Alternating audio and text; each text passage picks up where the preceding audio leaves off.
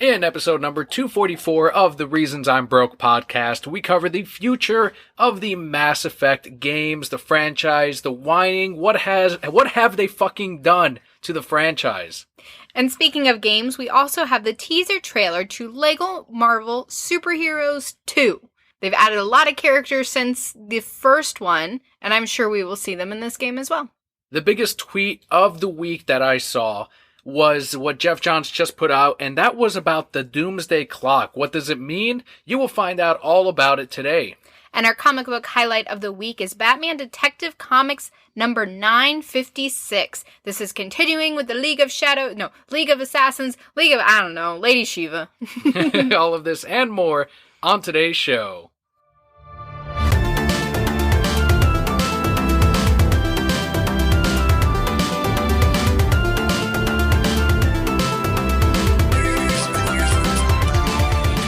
Hello and welcome to the Reasons I'm Broke podcast, bringing you the reasons we're broke every single week, ranging from comics, movies, TV, video games, and more. I'm Daniel. And I'm Kelly. And a fetus. Can I be both of those things? Yes, because at an attraction, as we learned a couple of weeks ago, you're two people. I am two people. You're two people. You are as strong as, like in The Office, you're as strong as a grown woman and a little fetus. Well, that's still not very strong, with my little spaghetti arms over here. For anyone new to the show, the way we format the podcast is first we cover some news, ranging from comics, movies, TV, video games, and more, and then we follow up with a comic book highlight of the week. Before we get too far into our show, though, I have a fetus update. Fetus update, little Leo. Little Leo, we think. We hope you enjoyed it's Cupcake Official. They saw the video. It went out on Patreon and then... It's on social media. Exactly. So it might as well be Facebook Official. It also went up on Facebook, too. Yeah, so... Little Leo, I guess we'll know 100% for sure next month, but the nurse from last time said, yeah, I'm 99% sure, but double check anyway. And when we get there, we said, fuck it, we're not going to wait. Like, announce it. It looked like a dick to me, too, so... Well, and you mentioned that. Somebody on my Facebook, it's the season of babies, because there's at least 4 people on my Facebook having babies, beyond just me, and 3 more who just recently had babies. It's the season of babies. So... one of them is having a girl and posted, the sonogram where it's showing, the little girl bits. And I'm like, yeah, mine's definitely a boy. You even said you looked at the shape of the fucking baby and determined, mine is definitely a boy because of the way it was laying down. How do you describe the difference in fetuses from a boy and a girl? Well, it's funny. So I've talked to a lot of women. I work with a lot of women who have had a lot of kids. And so they're always giving advice, and which I welcome because the more you know, the better, right? Mm-hmm. Apparently, from what I've heard, girls are typically more active. So when you go to get a girl's ultrasound, they're just boom, here I am. And they're moving and stuff. And the last 2 times we've gone, he's been asleep. Yeah, they've had to wake him up. Arm over his head. Like a little real person. It's like me when I drink too much, arm over my head when I'm laying in bed. Exactly, or his hands covering his little nose, sleeping. So you're convinced how you're into it, but you said you even called it, and by your called it powers, which you're pretty much 100% on. I'm 100% in the last now. 18 times you've said something, you've called something. No one's gonna doubt you. You could have told the nurse ahead of time, actually, I'm calling it. It is a boy. And if she heard the podcast, she'd be like, we don't really need to do an ultrasound to find out then. Because Kelli, and you still doubted me. You doubted me up until that moment she announced it was a boy. Look, I am a skeptic through and through. No longer with you. So that is already a big credit to you that Danimal is already yeah, you're fine. I believe my wife. Because I remember when I got pregnant, it was 2 days later. And I was like, hey, I think I'm pregnant. And you're like, you just want to be pregnant. You just want to be pregnant. And that's why you think you are. And boom, 3 weeks later, here's a little poo stick, pregnant, right? And then with this one, almost since the beginning, I've been oh, I think it's a boy. Mm-hmm. And you're you just want it to be a boy. You don't know. You just want, boom, boy. It's true. And it is a boy, little Leo. Leonardo's coming through. And I think that's really the fetus update of the week. Oh, I'm very uncomfortable now. That's my update. My stomach has grown to the point where sitting is not comfortable. Driving in the car, sitting up straight is not comfortable. And I'm one of those drivers where my knees almost touch the front of the car. I'm the same way, yeah. And my back is very straight. That's just always how I've driven. I don't know if it's makes me feel safe, but that is now uncomfortable. So I have to lean back. We've even started planning what we're going to do for the podcast. Once you get, like, so big that you can't sit like you are right now, you're going to have to be in some kind of chair. So we're figuring it out. If I need to drag in the rocking chair and build a structure to get the microphone up to your level, I'm going to have to do that. I think that's where we're going to be soon. But we have enough plastic tubs where we can do that, too. We do. Plastic tubs full of baby shit, too. And clothes I can't fit in anymore. So we'll figure something out. But speaking of babies, and we missed this last week, and I am ashamed at us, happy late Mother's Day to whomever celebrated. Yeah, that's true. The show came out on Mother's Day, and huge thanks and appreciation to all of the mothers out there. And if if it's not a mother, if you celebrate Father's Day again on Mother's Day, awesome. Happy whatever you celebrate on Mother's Day. Am I being safe enough? Yes, you're very PC. Is this all right? I don't know what you would say. I had a lot of my coworkers wishing me Happy Mother's Day, and I was like, aw, I am a mom now. Granted, I've had a fur baby for the last year. Mm-hmm. So that is my fetus update of the week. That was it. Size of a sweet potato. I forgot to throw that in there. Which I'm growing. We're growing some red potatoes, red skin potatoes. Those are going really well. Your little garden. More importantly, UFC was this weekend. That's more important than our fetus? More important than my garden. Oh, okay. The UFC was this weekend, and I went and I saw the latest event with Bobby, and I've got to tell you, for the last, 1 or 2 months, which is a good amount of fights, we've been waiting to see our favorite ref in UFC. If you're not an MMA fan or anything, let me tell you, our favorite referee, you can look him up, he's on Twitter, is Herb Dean. Herb Dean, I guess, but I jokingly always call him Herb Dean. There was actually one day when I was at work and I forgot my name tag, so they had some extra ones, and I picked out Herb because of my favorite UFC ref, but I kept introducing myself to customers as Herb. So I had to, anyway, so Herb Dean is our favorite UFC referee, and his whole trademark is that he waits way too long to stop fights, and we always joke that he waits until they're dead, and then he calls the fight. And that's why we love seeing him. The other thing, too, is he always has his shirt untucked. So it's completely unprofessional. All of the other UFC referees have theirs tucked. But every time he comes out, and it used to be that he would ref several fights throughout the night. And as you kept going, the shirt would get untucked by the end of it. Like, he just got uncomfortable. Even more? Yeah. So he shows up, and we're waiting. We're like, where the hell is Herb? We haven't seen Herb this whole fight. All right, main event. Main event comes in. Herb Dean walks in. We're like, fuck yes, Herb Dean's in. We're going to see the greatest fight ever, the greatest referee ever, right now, tonight. And it's 2 heavyweights, and we know this is going to be a short fight because they're just going to be exchanging blows. One blow from the other, and that's going to be an instant knockout. Sure enough, I don't even remember, 20 seconds, 30 seconds in, there's a nice right hook and nails the guy as he's trying to dodge. And he gets hit right on the chin, goes down immediately, and immediately the other fighter comes down and starts hammer punching him right in the face. Now, this is where most referees would go, he is not fighting back. This is done. Call the fight. It's over. So he must have landed 8 good punches on the guy as he's on the ground. And Herb Dean runs over, leans up against the cage, and is looking down very attentively.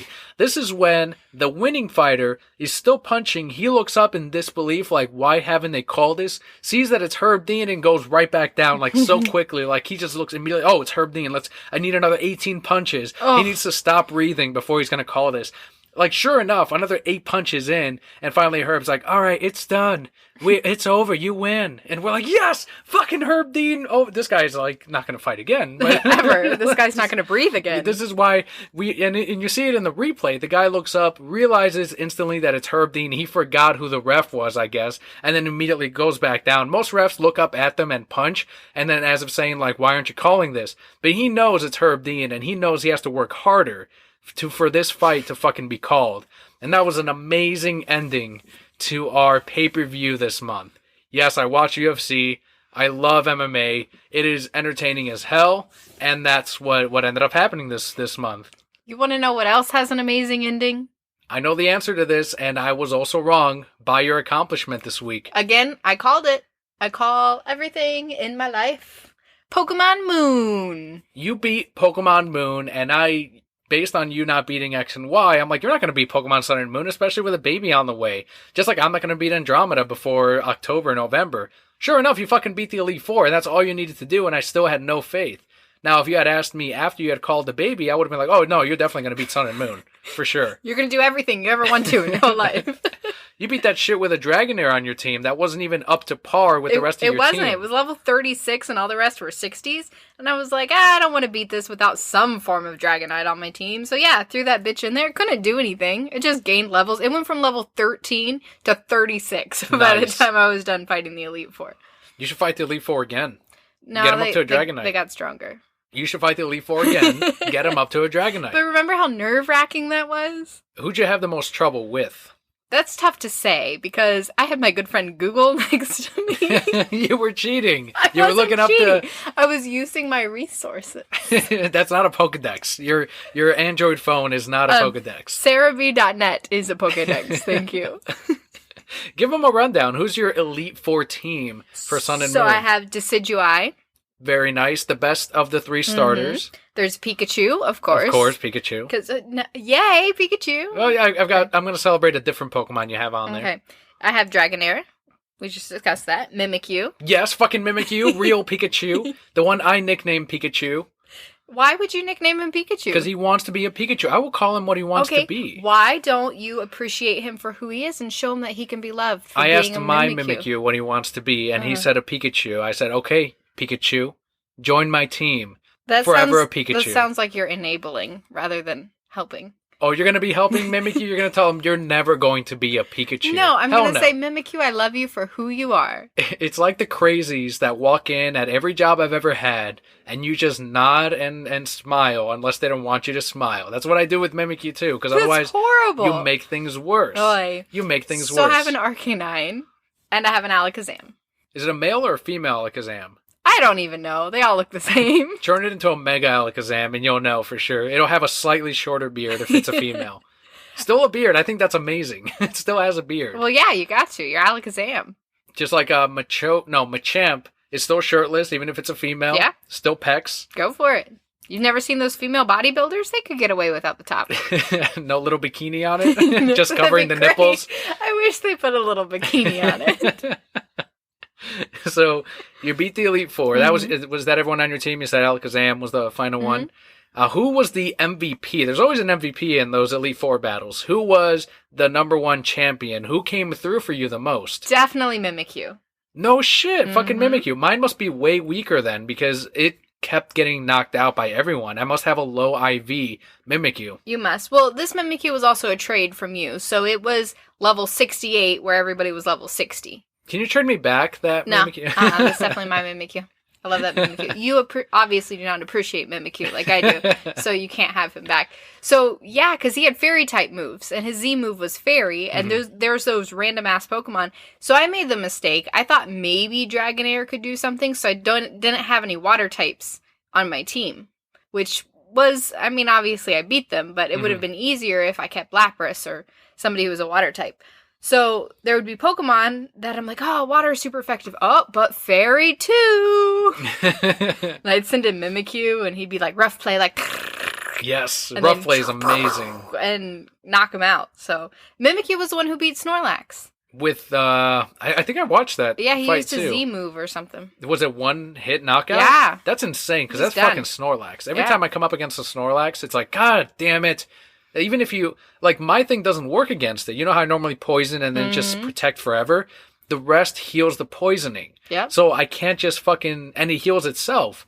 There's no way to beat us. It's such a, and I don't use any fighting types either. So I never really, I lose like 3 Pokemon fighting against Snorlax.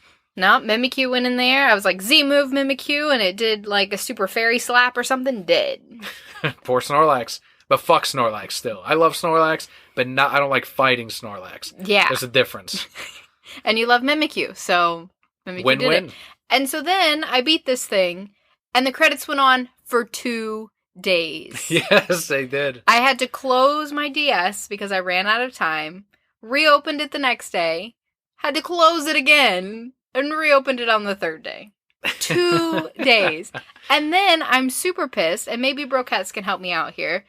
I get to my little party, right? Still can't save. Still haven't saved since I beat the Elite Four. Get to my party, and then they're like, oh, you're gonna go fight Tapu Koko or Tapu Lele or Tapu Nini, whatever his name is. And I go to fight him, and I accidentally killed him.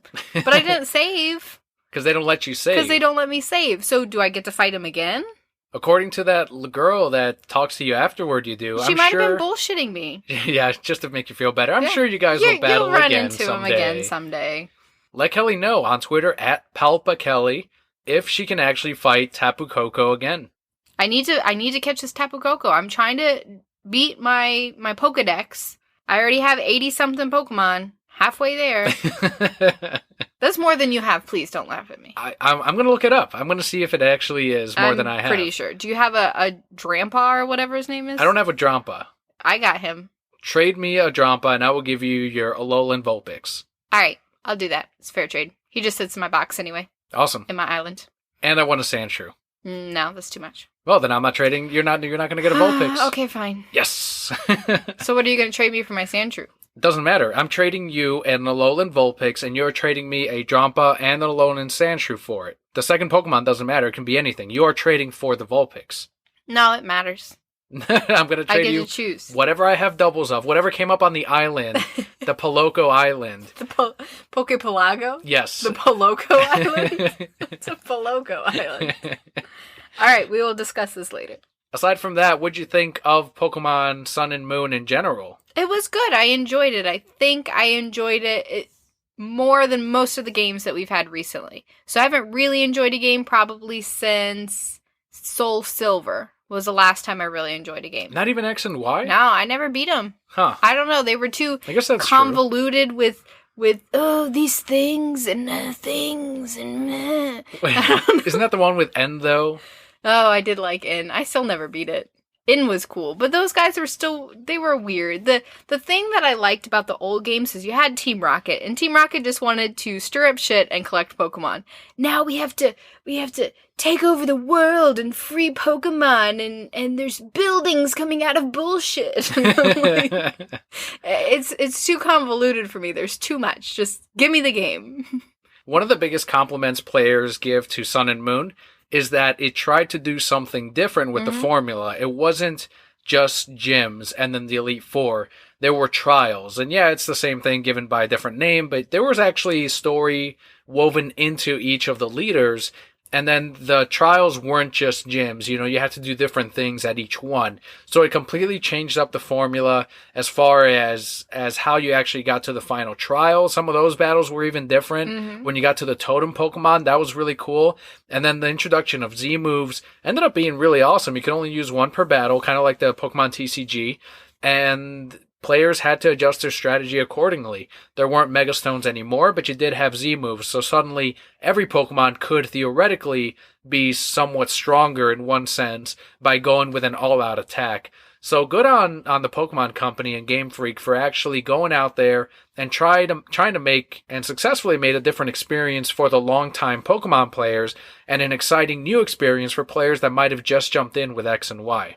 And they had Pokemon Snap in there. I could take pictures of Pokemans. That should hold you over until they finally announce the Pokemon Snap. It's never going to happen. Don't get my hopes up. I don't know why they bothered. Because Are you saying it made me happy. That's why they're like, oh, get Kelli to shut up. Just put this in here. So I still have more to play. I did catch a Dratini, which took me hours to catch this guy. I still haven't caught that weird anchor thing that you made me kill. I'm never going to live that down. No, you won't. Never. Grass was super effective, or something was super effective. Fire was super effective. Killed him. So before we jump into the news, we do have a couple of things here from the Brokettes. We did get a question of the week from Twitter user at Curbside1986, who asked, would you rather live as the version of yourself in the Avatar universe or the Star Wars universe? So I do have to ask for clarification on this. Is it the last Avatar, the Last Airbender, or Avatar, the Blue People? Well, I kind of omitted a word here. He did say Last Avatar Universe. So I'm assuming it's Last Airbender Universe, because there is no last in the James Cameron version of the Avatar universe. So, yeah, I would... Plus, it's a better question anyway. The Last Airbender universe. Would you rather be an Airbender or a Jedi is what he's asking. It's a version of yourself, though. It's right. you. You as you are right now with Correct. no powers. maybe your version in that universe has powers. Oh. Well, then what would you rather be? I would definitely be...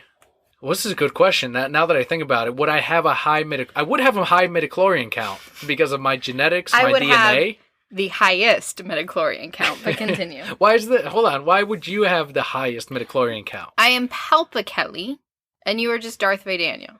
Ah, I got her now, brokettes. Young Anakin Skywalker had the highest number of midichlorians in all of the Jedis ever measured, including Palpatine. So yes, I agree.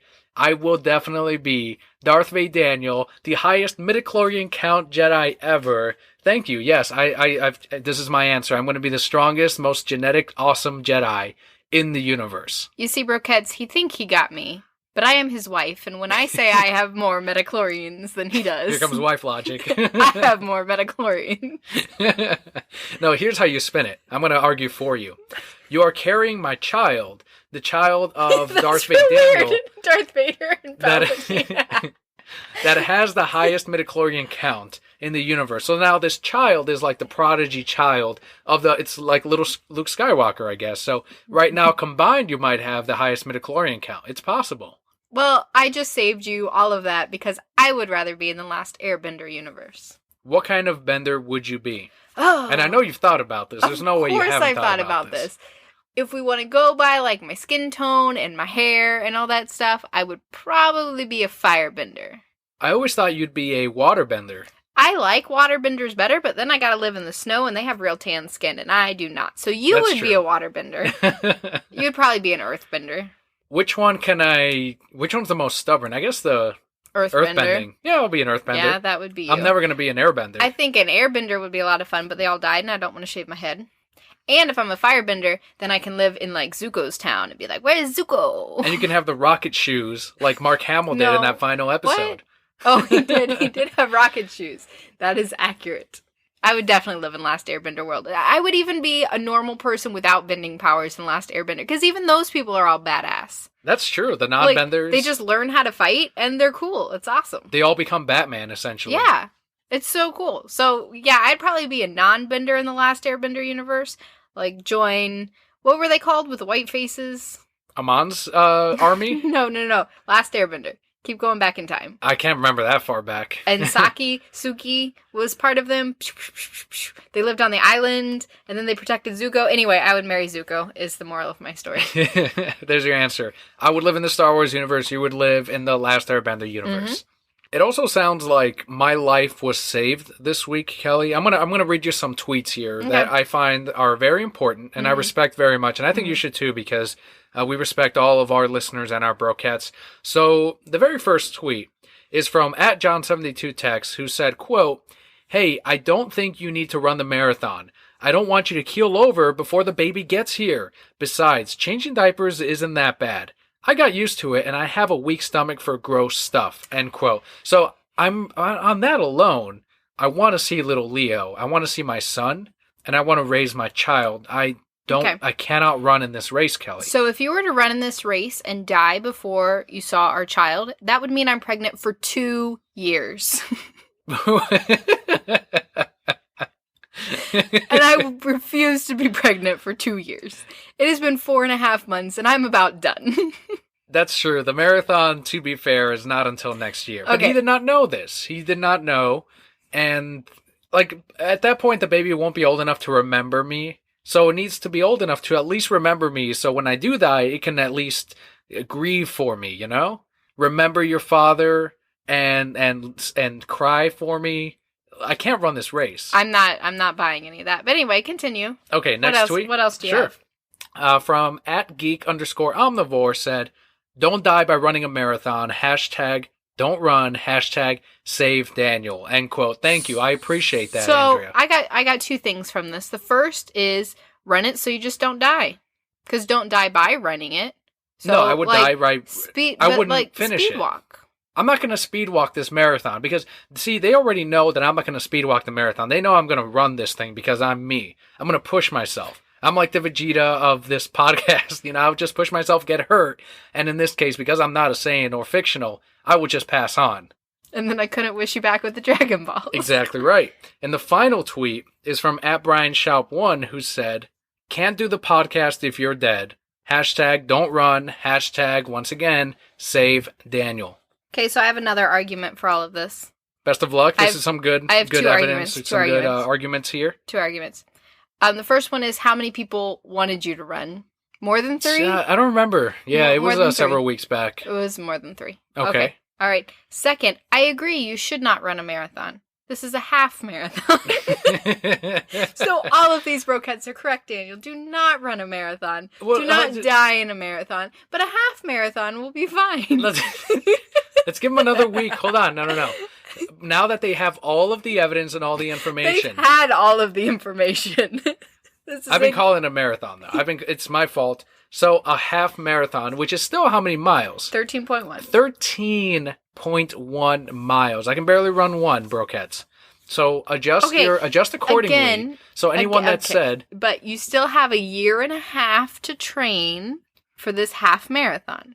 To anyone that said, run Daniel, you can now adjust and say, actually, don't run Daniel, because... So it was fine when they thought it was a marathon and told you to run. Well, they heard these 3 brokettes, and maybe their hearts were swayed by the care that they have for me not passing on during this run, during this half marathon, during these 13.1 miles. It's over 13 miles that I'd be running. Your wife just ran 39.9. You're stronger than I am. I already told you before, like, these short brown legs are not made for running. I have short white legs. That are clearly made for running, because you ran a fucking whole marathon. Marathon and a half. Marathon and a half. I still think you should run it. I think it'd be fun. It'd be good bonding for us as a couple. This will be the final one. Let's see what happens in the next week. Let's see what people tweet. And we'll know next week, yes? No, because I'm already saying you need to run this. All right, so now we have what seems to be our weekly segment at this point, and that is our hashtag games.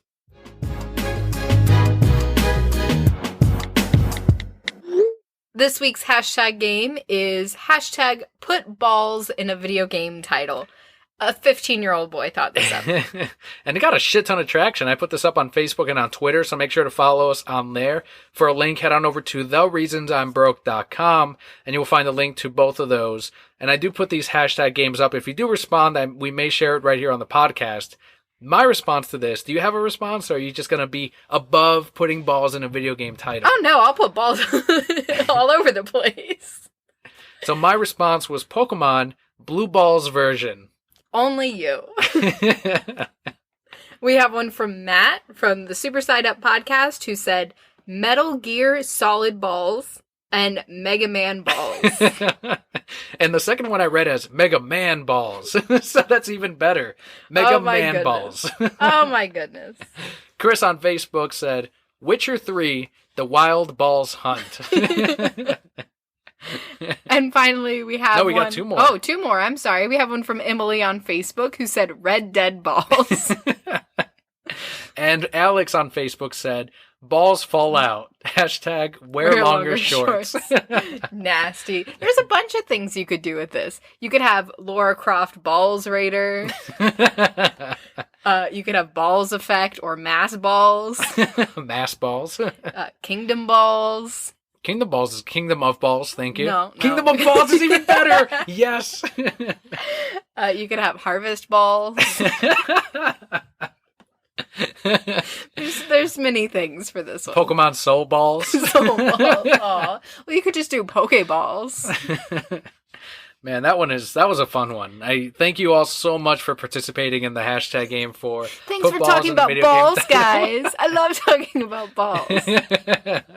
It reminds me, somebody on my Facebook posted this quote where somebody was talking about how I miss when people had balls and dressed up in pretty dresses, and they went on and on about, like, balls where you dance.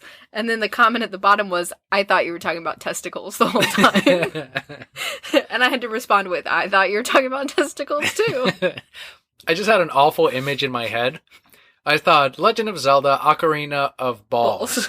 And now I can only think of this ocarina made out of balls. And it's just him putting it in his mouth and boop. So gross. It's just like little squirts of cum coming out. Like, no, ew. Just out of the holes. Gross. Well, you could have Balls of the Wilds.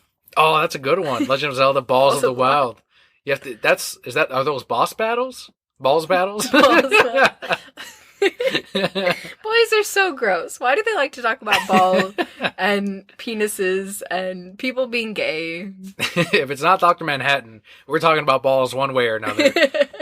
So that's about 30 minutes of not even getting to the news yet. So let's head on over 30 great minutes, educational minutes. Our news for the week. According to a report from Kotaku, Mass Effect Andromeda's developer, BioWare, has finally listened to Kelli and put a hiatus on the series. It sounds like you've changed your tune since the last time. I thought my wife was accommodating and perceptive to my feelings as a gamer, as a human who loves this hobby of Mass Effect. The last time you said you legitimately felt bad that I was not going to get another Mass Effect game anytime soon. Like, I was like, oh, she really does care. Like, as much as she makes fun of Mass Effect, she felt bad that I wasn't going to. It's like no longer there being a Kingdom of Hearts game, and you wouldn't play. Like, I would feel bad for you, or a Harvest Moon game. But now it seems like you're happy that there's no Mass Effect for me in the future. I have to keep up the act. I gotta keep it up there. I gotta be like, I don't really like this. I want you to pay attention to me. So that after you play the game, you pay more attention to me because you feel bad because you did this thing. Meanwhile, while you're playing the game, I'm sitting like reading my fan fiction like, finally alone time. Hashtag married life. So through a public statement from EA, we have a quote that said, "Our teams at BioWare and across EA put in tremendous effort bringing Mass Effect Andromeda to players around the world. Even as BioWare continues to focus on the Mass Effect Andromeda community and live service, we are constantly looking at how we're prepared for the next experiences we will create." End quote. They'll make more. They're just saying, oh, you guys want to complain about everything? Fine, you're not getting any more. So people will be like, no, wait, we're just joking. But it's only this is what kills me, is it's only the people that never bought the game anyway that are like, this is something we can shit on to make fun of whatever this week or this month. And meanwhile, every single person that I've talked to that owns the game has fucking enjoyed it. Every time I share a screenshot on Instagram or on Twitter through the PS4 share function, people are like, oh, I love that part of the game. I just shared the thing with the bar fight and the Krogans, and everyone says, yes, I love that portion. The multiplayer, people are enjoying, they're loving, they're having a shit ton of fun. Some people are beating the game and saying that was an amazing experience. I'm sad to hear that they're not going to continue it from here. People were already theorizing on what the next game would be, and instead, because of this negative feedback from the very local community that never bought the game in the first place, that saw the memes and the GIFs and are feeling like, yeah, this is something I can definitely pile onto until I get what I really want, and that's this other game that I'm not even a part. That's not even a part of this fucking universe. They just want to pile on because everyone's fucking negative. And there's a theme to this episode because we're going to talk about pessimism later on. And this is why now it appears like someone at the company said, feedback is not good. The sales aren't what Mass Effect 3 or 2 were, and I'm not sure if they were or not. I haven't even looked into it, but I'm guessing that's the biggest bulk of it, along with the feedback that they said, let's instead focus on something else. They have shut down studios and moved the employees to other projects. They've moved, instead of these smaller studios from EA handling an entire game, they said, no, instead you're going to be support for the bigger games. We're going to cut down on the side games and just focus on what's making us money, which from a business point makes sense. But it's just a shame that now there's not going to be, at least for now, any kind of Mass Effect title in the next 2 to 3 years. And exactly like you said, it probably all boiled down to sales. I'm sure this game didn't sell as well as the other two. Partially probably because of the end of the third one where people freaked out and said, oh, this is the worst thing, you've ruined my whole experience. That was probably the biggest thing that they really can't live down, is the goddamn ending to 3, when I'm still saying that 99% of the fucking experience was incredible. why are you letting the ending shit on your fucking experience? And it fucking destroys me every time because there's not a good argument against it. And all I hear is, well, that's because throughout the whole time we were making these decisions thinking that it would affect the whole game. And how much fun did you have making those decisions going up to, if the end game is, if all you're waiting on is the end part of it, and that's what's going to decide your whole experience in the fucking 3 games, then they should have made shitty games up until 3 and gave you an incredible ending, because apparently that's all you care about. Fuck you. Just fuck you. I'm so upset about that, because that's all I hear all the fucking time. I love how passionate you are about this. Here's the thing, though. Gamers in general, they're not as mature as you are. They don't see things the way that you see them, which is one of the reasons that I love you. I like how you're picking me up now. Like I'm down. I'm still down, but you're picking me up a little bit. You play towards my ego, which is how you get into any man's heart, aside from through his stomach.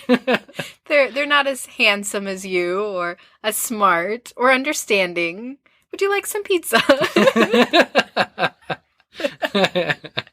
Unfortunately, gamers don't see it that way, and it's the same with movies. People do the same thing, and various other things where, oh yeah, that was stupid. No, I mean, it was great up until that point, and I have arguments with people about that all the time. Mm-hmm. It's like when I argue with people at work about Marvel versus DC Universe.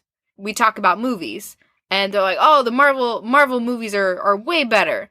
I'm like, are they really? Because they weren't that good. They're like, DC has terrible movies. Okay, name one. Well, Batman v Superman. And, well, the rest were pretty good.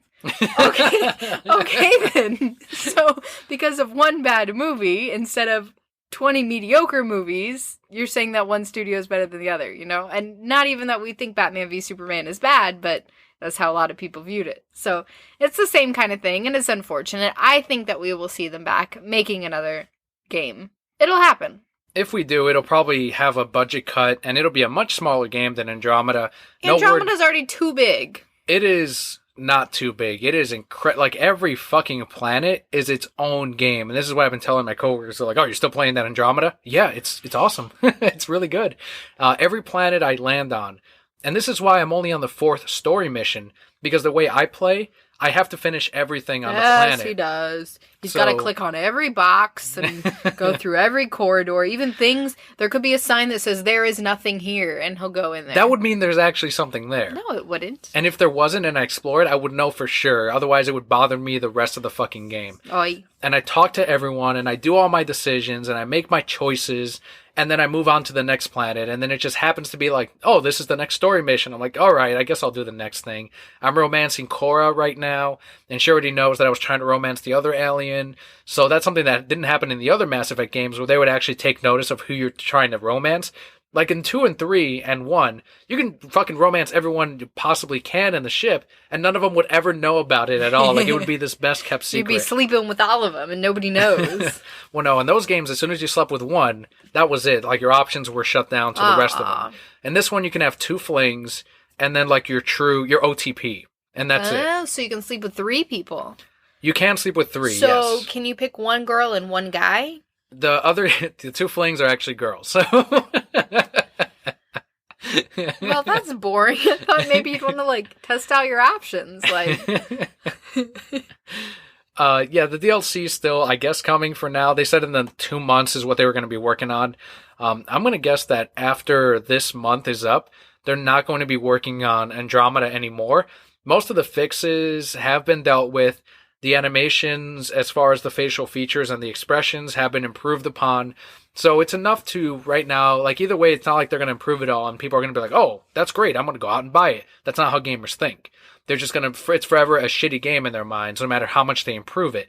They're improving it for people like me and everyone else that has talked about this on Twitter or Instagram with me that are playing the game. They're making the experience better for those who already purchased the game. They're making the experience better for those who are playing multiplayer, who are spending money on multiplayer. So I can see why it's only a 2-month period. They've addressed the major issues, and then they'll move on to the next EA title. Daniel for president in 2020. Are you not running then? Okay, well then awesome. I guess I'm already the emperor. That's right. I'm over the whole world at this point. I better start working on those bumper stickers. Yeah. Who's going to be my vice? I'll do that too. You're the emperor and the vice president. Can I just put myself twice? Like Darth Vader Daniel president, Darth Vader Daniel vice president? I think that would make you a dictator, but okay. Go ahead, do what you want. Can you pick Ace as your Oh, vice? fuck yes, that's true. I can pick my dog. That's right. You would Ace win. If somebody ran with a dog for vice president, the world would be like, yes. That's true. Yes. Like if Ace had a little podium next to me. Yeah. And she sat next to me as well, even if I said something awful. And we're going to bomb this nation tonight. And then little Ace went, Murph. Like everyone would be like, "Oh," and then clap. After everything, you'd be like, "Ace, do you want to?" I can't say the word because she's sitting next to me, but a snack. But it's a different word that we use because she'd like wake up right now. What? It begins with it's TREAT. There you go. But you can't say that because she'll wake up. See, we're already learning for our kid. But we could be like, Ace, do you want this? And then she'd go, because she makes a little Pokemon noise and it's adorable. And then the world would be like, oh yeah, vote for them. We agree. People would come to the White House just to give her snacks all day long. Staying on the video game side, a sequel to 2013's LEGO Marvel Superheroes is set to release November 14th on the PlayStation 4, Xbox One, and PC consoles, with a Nintendo Switch release planned for later on in the year. They did release a teaser trailer. It was a whole 15 seconds of Baby Groot and what's his magic man? Doctor Strange. Yeah, him. I like what's its magic man. He's better. The one with the movie we haven't seen yet that's going to be on Netflix probably this month, or this week, I should say. And that's all that we saw. Yeah, it was a small teaser, but they don't really need to put anything else out. It's a fucking Lego game. You know it's going to be amazing. Lego games are always great. You know it's going to be great. We never beat Lego Batman 2. Lego Batman 3 either. We haven't even started that yet. That's a thing? Yes, we have it. It's like it was like one of the first games we bought for the PS4. Oh, oops. We got to play it. We still got to beat the Telltale Batman game. Oy. We're going to do it, Kelly. We're going to do it. I know we're going to do it. We'll do it before the baby comes. No, you know what's going to happen? When our kid becomes 5 and can play with you, then you two are going to be Lego Batman 3. I would actually be okay with that. Yeah. Like me and little Leo, I'll even let him be Batman. Aw, no, you gotta be Batman, he's gotta be Robin. Which Robin? Damian Robin. All right. What if he wants to be Wonder Woman? Actually, I think Bobby was telling me that in the Lego Batman 3 game, Batman just makes fun of Robin the whole time. That's such a fun movie. We need to watch that again. If you haven't seen the Lego Batman movie, go watch it. I heard complaints recently where someone goes, well, I don't want to see it because maybe it's too much of a kid's movie. No. Not at all. It's great for kids. It's great for adults. The jokes that are just going to go over your kid's head. A lot of nods to original Batman stuff, too. It's funnier than Guardians 2. Yes. Yeah, definitely. It's way funnier than Guardians 2. The sea monster was funnier than all the jokes in Guardians 2. So on to the movie side. Judge Dredd Mega City 1 producer Brian Jenkins was recently asked on the 2000 AD Thrillcast if Karl Urban would be returning as Dredd for the television series. Do you remember we asked this question a couple of weeks ago? We were saying hopefully he does come back. He might be too busy though. But it looks like we have a semi-answer to this. We have a quote here from Brian which says, quote, "We have had many conversations prior to this about all sorts of things. He's also very busy, a full-time professional actor. So we're going to have some long and complicated conversations, I would imagine, and we'll see where we go.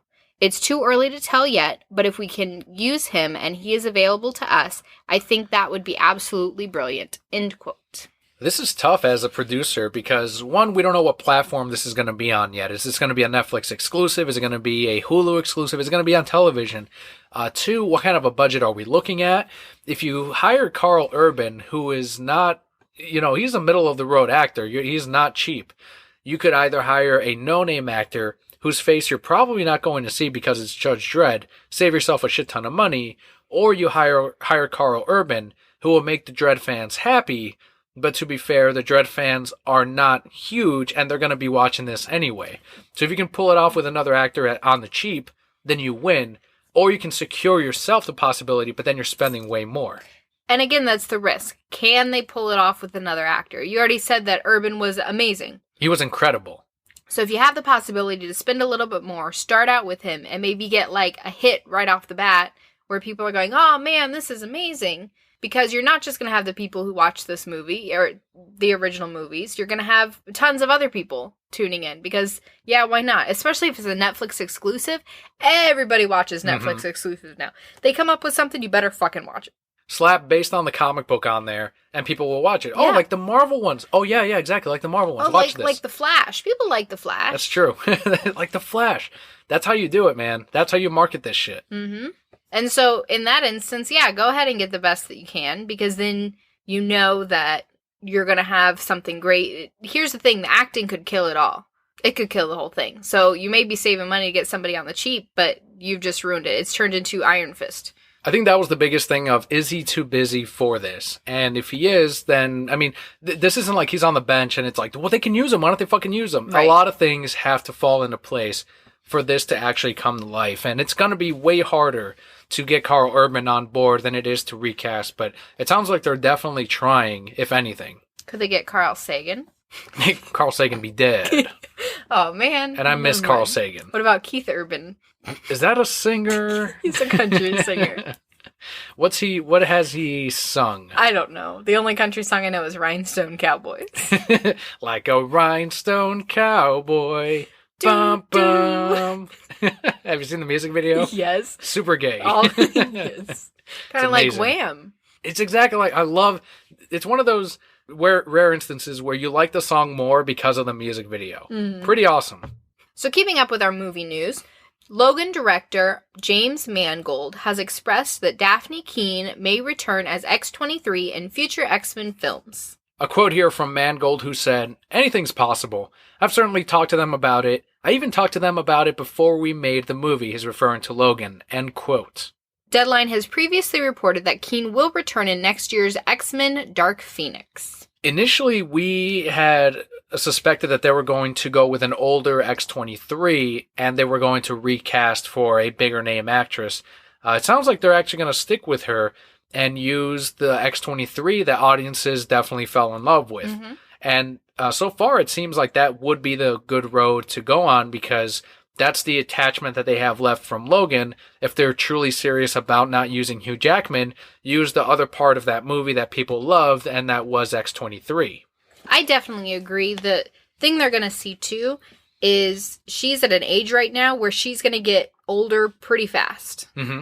So you may wait 5 more years, and she's going to look like a completely different person. Right. How old was she in this movie? I don't remember. I never looked that up. I never looked it up either. But fairly soon, she's going to be enough of an adult that you have a whole range of things you can do with her. Sure, have her be cameos in the next 2 movies of something, mm-hmm. and then 5 years from now, when you get to the 3rd, she could have her own thing.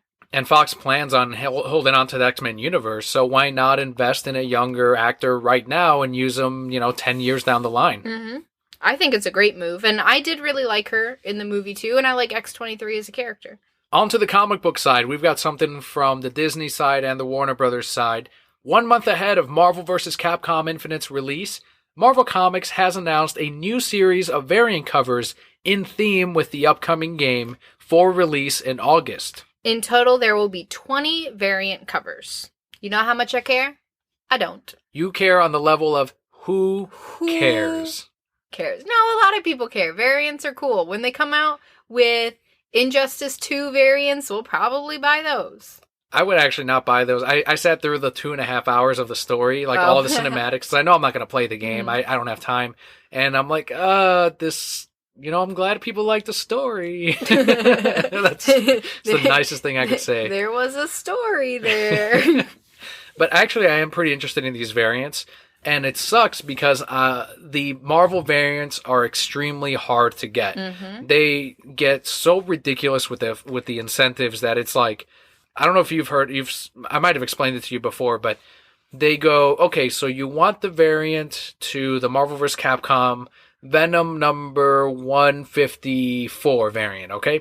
So to qualify for this variant, you have to order 90% of what you ordered for the previous issue of the Champion series.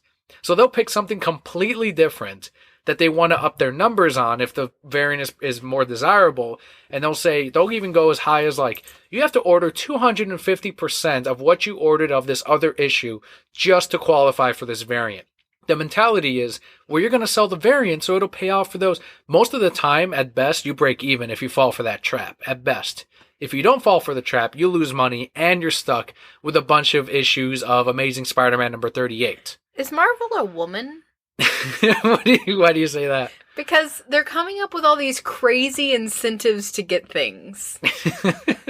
I'll sleep with you if you do all this other shit first. I need a ring. I need a necklace.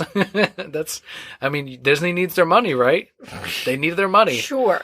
The thing is, most comic shops have grown wise to this because they've seen all the money that they've lost when they fall for this nonsense. Mm-hmm. And unfortunately, it's come down to the point where comic shops are like, look, if we qualify for the variant, we'll try to get you a copy. But Marvel variants are hard to get, and this is why. They're explaining, like, I will pull up the screen for you and show you. They want us to order 100% of this other issue. Probably not going to happen, but we'll try. We'll try to get your variant. It's so crazy.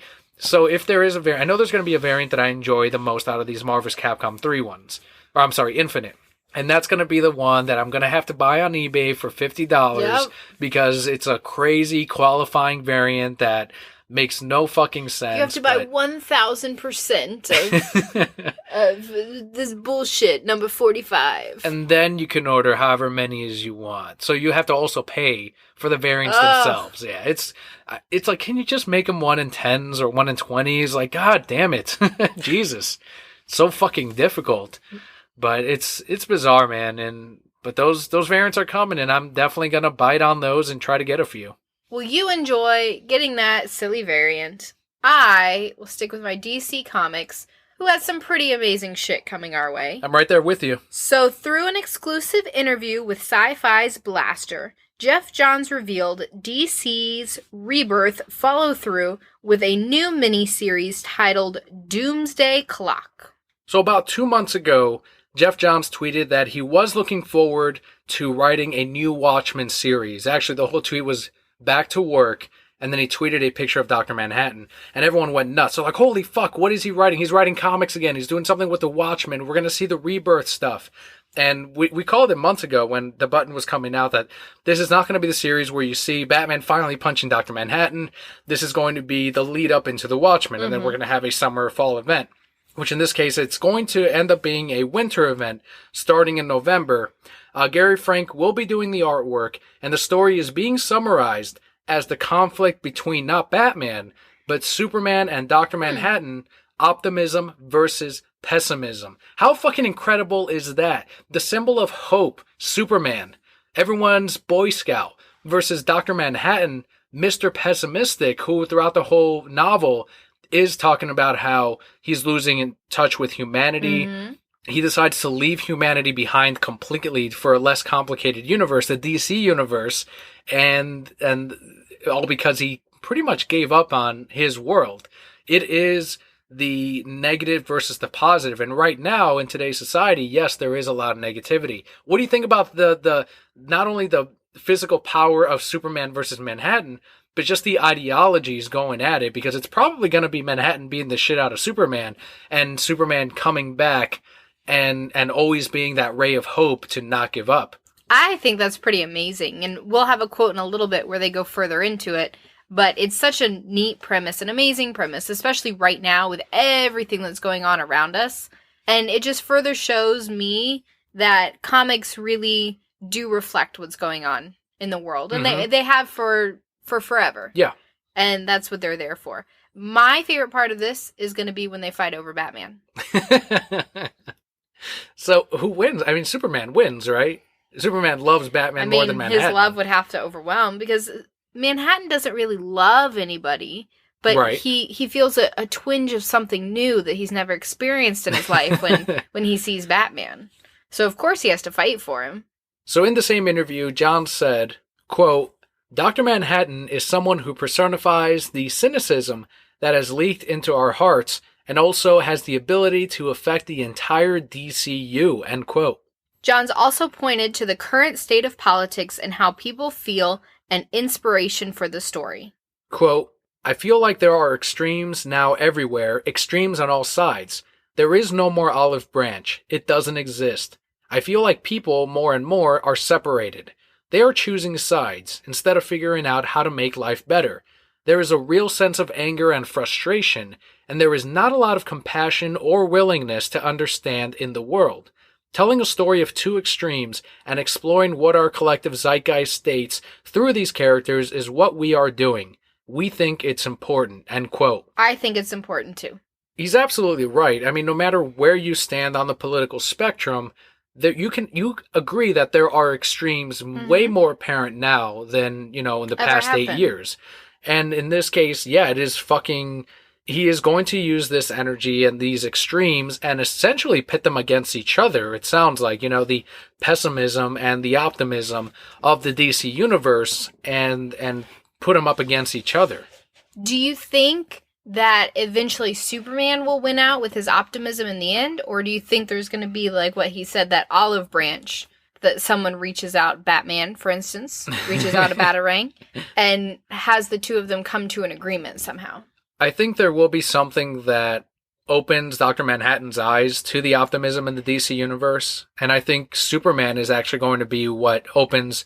It's not going to shift him completely, and it's going to not going to change his mind, but it is going to open a road or a possibility for Manhattan that he can't legitimately either destroy the DC universe or stop the DC universe or destroy Superman. And I still don't think Manhattan's going to be the villain in this. I think there's going to be a bigger thing at play than just Manhattan. But it's definitely going to be Superman that he himself will be what comes through, and because that's what the whole story is about, right? Optimism winning out ultimately, and that's what it's going to be. It's going to be Superman definitely coming through. I just can't wait to see Batman in this. The first time he interacts with Manhattan may be as incredible as the time he interacted with Sinestro. And I think just like when he interacted with Thal, it's going to be him complimenting the Batman. I have watched you across time. Oh! All right, Manhattan, put on some pants now. We see you're happy to see it. You're better than Rorschach. I don't know who that is, but you're clearly a better detective. Oh, I probably, but okay. All right, calm down. I'm okay. It's fine. So the miniseries will kick off this November, and Johns has tweeted that it will be between 6 and 12 issues without any crossovers or one-shot tie-ins. While Doomsday himself won't be in the story, the comparison will play out in Doomsday Clock, as it'll showcase how much Superman can take and keep going forward. I am happy there's no crossovers or tie-ins or one-shots. A lot of people said that is John's throwing shade at Marvel, saying this is not going to be, you have to collect all the tie-ins, or even what they did, with the New 52, but now their standalone events are going to be more, at least this one in particular is going to be a standalone thing. If you don't want to pick up the extra books, you don't have to. You can just pick up the Doomsday Clock, the 12-issue miniseries. And that's what this is going to be with the Doomsday thing. That was one of the first questions people asked is Doomsday somehow returning? Is he going to be a part of this? And he answered it right ahead in that same interview to cut those questions off by saying, no, but it is, the last time he went to this limit was when he died. When Superman was killed by Doomsday, he went all the way, unleashed everything, and went up against Doomsday, ended up dying.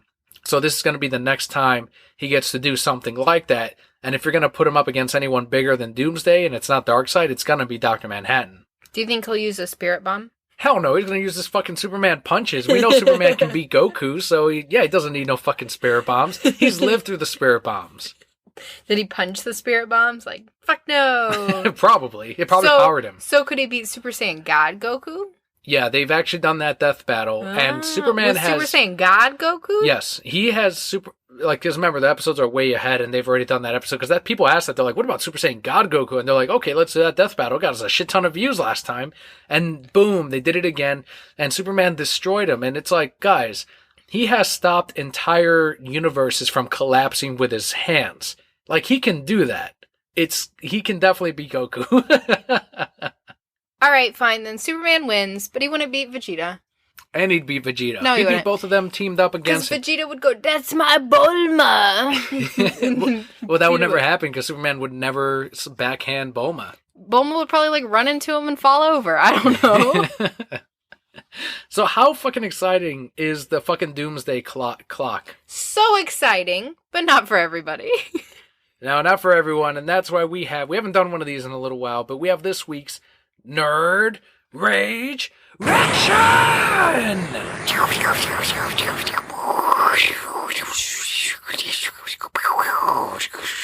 To anyone confused, any new listeners, Nerd Rage Reaction is the time in which we pick out a funny comment, a funny tweet about the story that we just covered, something irrational, something funny. We're not going to tell you the person's name. You can try to look that up if you'd like. But otherwise, this is this week's Nerd Rage Reaction to the Doomsday Clock.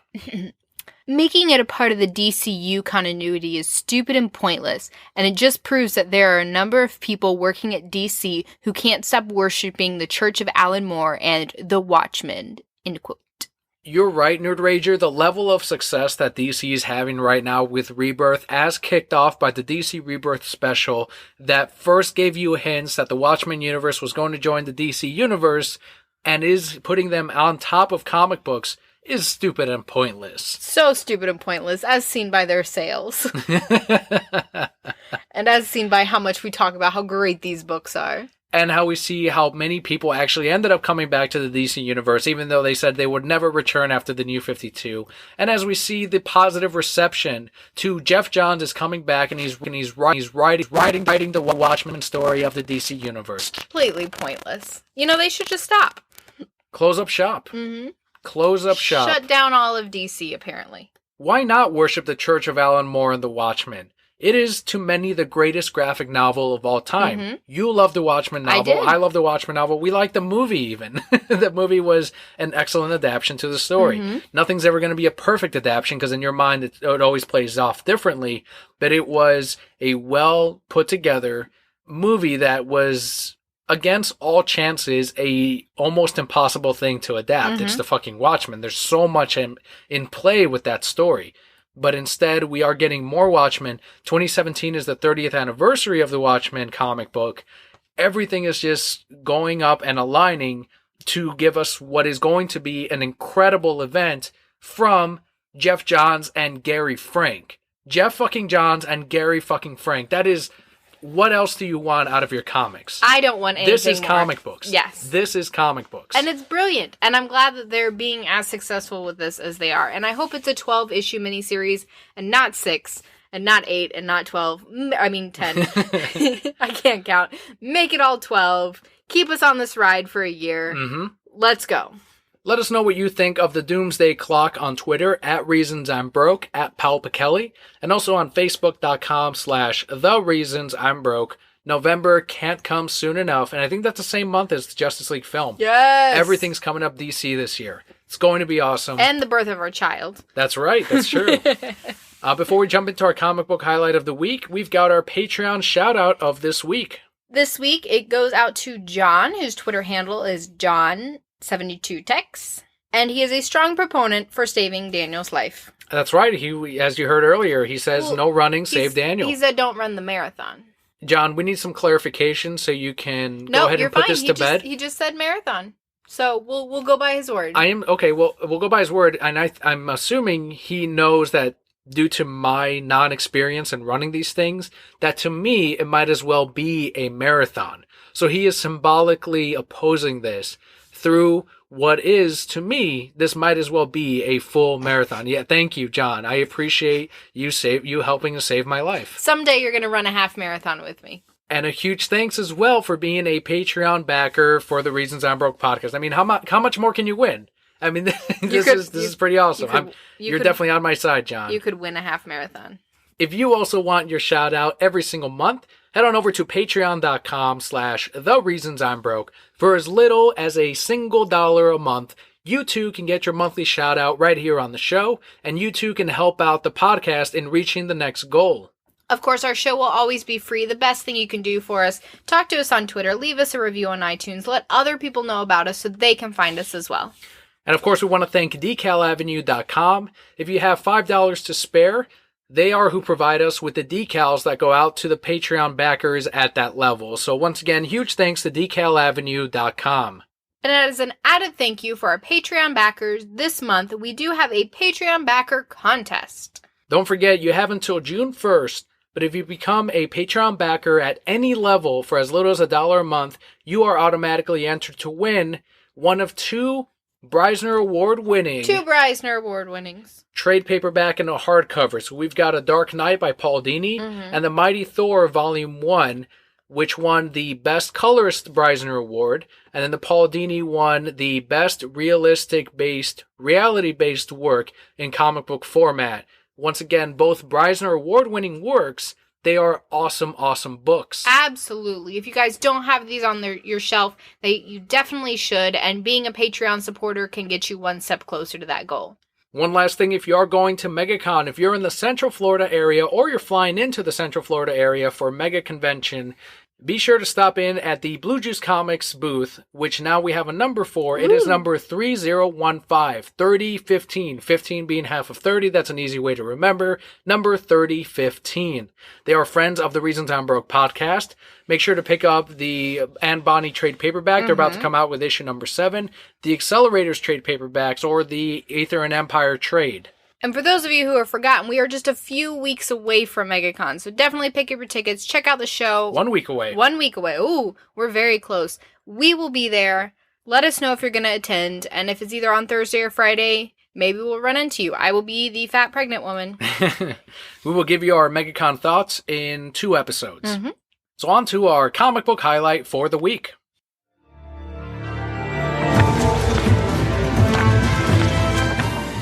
As we said in the beginning, this week we have Detective Comics number 956. This is the League of Shadows finale. It's written by James Tynion IV with art by Marcio Takara, and the colorist is Marcelo Maiolo. Detective Comics has been the best Batman book from DC Comics from DC Rebirth.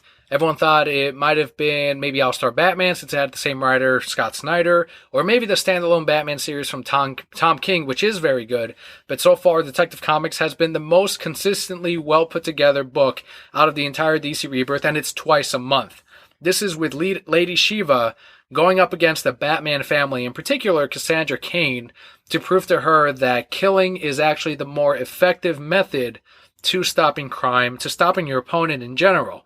This is the story in which Cassandra Cain truly adopts and expresses that Batman's method of not killing is actually stronger to her own mother. And that is what we've got out of this story. This is that finale. And of course, anytime Ra's al Ghul is involved, it is a good time. This is exactly the finale that I wanted, though. We've had this whole buildup of Cassandra being beaten down by Shiva at every turn, and then she finally gets her moment here, beats the shit out of her, which is great. It is a very quick read because it is a lot of fighting and a lot of panels of that's what happens. But exactly like you said, we see in the end that Cassandra's really adopted what Batman has shown her and ultimately become more of a parent to her than Lady Shiva ever was. Very true.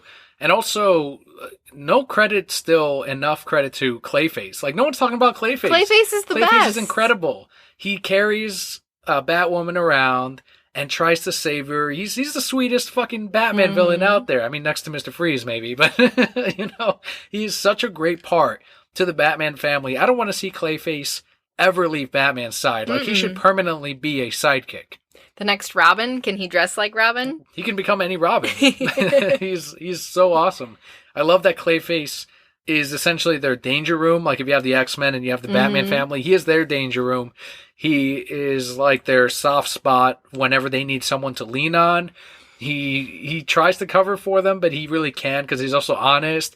They've explained in this why he is a villain and the way that they've twisted that it's actually his clay form that is twisting his brain, causing certain functions to act differently or more violently, that is actually what caused him to be a bad person, and it was never that he was inherently bad. So there's a lot in here for Clayface, for Cassandra Cain. This was her story. I still see people saying online, like, where's the Cassandra Cain love? And it's like, are you not reading Detective Comics? Holy shit, like she's all over this comic book. And this is her arc. You should be reading this if you like Cassandra Cain at all. This definitely ends in a way, though, where we know we're going to see a lot more from Ra's. We know we're going to see some crazy things come out of Gotham. I'm happy that our characters kind of get a few weeks of downtime, because they've been going through a lot of shit. But definitely building to something much, much bigger. We'll see what comes out of Detective Comics, and if the Button series is at all affected with the Bat books moving forward. Either way, it is an excellent standalone story. If you haven't caught up to Detective Comics yet, check it out with the trade paperbacks, which have released by now. You can pick up the first two, I believe, and then you can try to catch up to the single issues as well, or you can wait for the third trade paperback heading our way very soon. But otherwise, that does do it for our comic book highlight for this week and the show. Mm-hmm. So number 244 is on the wraps. 244. We've been doing this a long time. Damn right. Wow. And it's all because of our listeners. They tune in every week, and we see the statistics. We see what interactions we have on Twitter and on Facebook, on Instagram, Tumblr, and all of that is definitely what keeps us going. So huge thanks to all of the Brokettes out there. We're coming up on year 5 pretty fast. Yeah, I think September is year 5. We're 15 episodes away. That's not right. Yes, that's right. So September. I think it is September. Yeah, I'll look it up, and it's pretty exciting. Like, I wanted to make a 5-year anniversary T-shirt design, but I haven't yet come up with something. And I'm part of me is thinking like maybe I should wait for the 10-year if we get there. You know, like make a bigger 10-year anniversary thing. But you I don't could know. do like my face, like ah. I've definitely thought of some things of like maybe designing something myself or hiring like a professional T-shirt logo guy to make something, put something up really nice. But I'm not sure yet. Still thinking. Let us know what you want, Brokettes. Like we said, our Twitter handles @ReasonsI'mBroke, @PalpaKelli. Don't forget to tell a friend about the podcast. If you know someone that loves comics, movies, TV, video games, or more, let them know about the show. Point them over to thereasonsi'mbroke.com.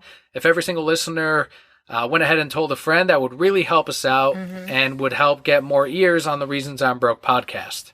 But that does wrap it up for us this week, guys. Thank you so much for tuning in. We'll see you next week. I'm Kelli. I'm Daniel.